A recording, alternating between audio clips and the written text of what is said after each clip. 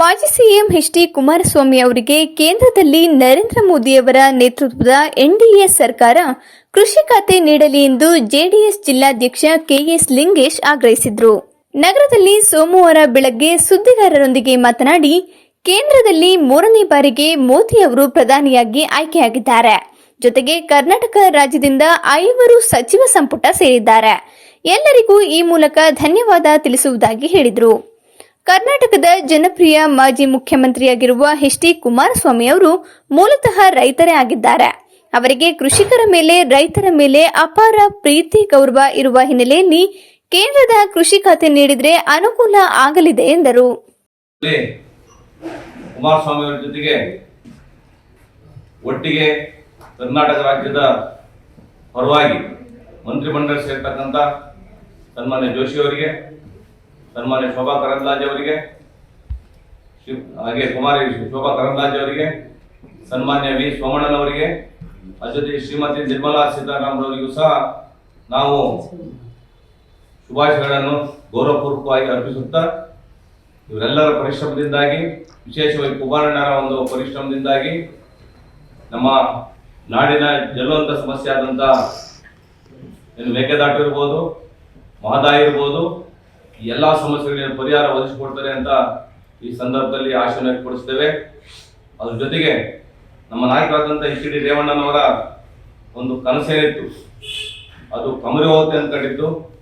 ಮತ್ತೆ ಪುನಃ ನಮಗೆ ಒಂದೆಲ್ಲ ಒಂದು ಕಡೆ ವಿಶ್ವಾಸ ಇದೆ.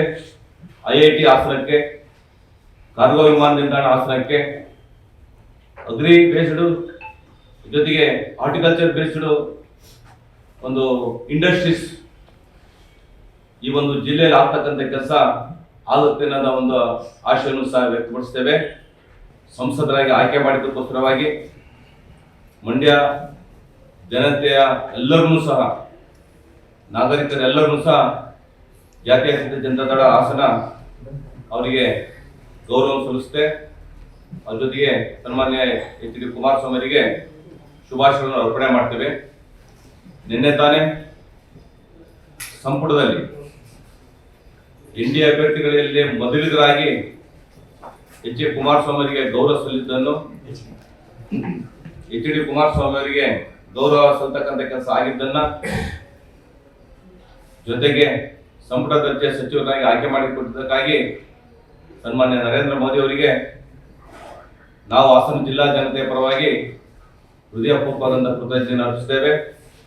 ನಮಗೆಲ್ಲ ಗೊತ್ತಿದೆ, ಸ್ವತಃ ರೈತರಾಗಿರ್ತಕ್ಕಂಥ ಕುಮಾರಸ್ವಾಮಿ ಅವರು, ಅದ್ರ ಜೊತೆಗೆ ರೈತರ ಒಂದು ಕಷ್ಟ ಸುಖಗಳನ್ನು ಅರ್ಪಿರ್ತಕ್ಕಂಥ ಕುಮಾರಸ್ವಾಮಿ ಅವರು ಸಾಲ ಮನ್ನಾ ಮಾಡುವುದರ ಮೂಲಕ ರೈತರಲ್ಲಿ ಹತ್ತಿರವಾಗಿರ್ತಕ್ಕಂಥ ಕುಮಾರಸ್ವಾಮಿ ಅವರ ಆಶಯದಂತೆ ಅವ್ರಿಗೆ ಕೃಷಿ ಖಾತೆಯನ್ನು ಕೊಡಬೇಕು ಅಂತ ಸನ್ಮಾನ್ಯ ನರೇಂದ್ರ ಮೋದಿ ಅವರನ್ನ ಈ ಸಂದರ್ಭದಲ್ಲಿ ಹಾಸನ ಜಿಲ್ಲಾ ಜನತೆಯ ಪರವಾಗಿ ಅವರನ್ನ ಕಳಕಳಿಯಿಂದ ವಿನಂತಿ ಮಾಡ್ತೇವೆ. ಸ್ಥಳೀಯ ಹಾಗೂ ನಿಖರ ಸುದ್ದಿಗಾಗಿ ಸಬ್ಸ್ಕ್ರೈಬ್ ಆಗಿ ಬೇಮಾ ವಿಜಯ ಡಿಜಿಟಲ್ ಯೂಟ್ಯೂಬ್ ಚಾನೆಲ್ ಹಾಗೂ ಪಕ್ಕದಲ್ಲಿ ಕಾಣುವ ಬೆಲ್ ಐಕಾನ್ ಕ್ಲಿಕ್ ಮಾಡಿ ಕ್ಷಣ ಕ್ಷಣದ ಅಪ್ಡೇಟ್ಗಳನ್ನು ಪಡೆದುಕೊಳ್ಳಿ.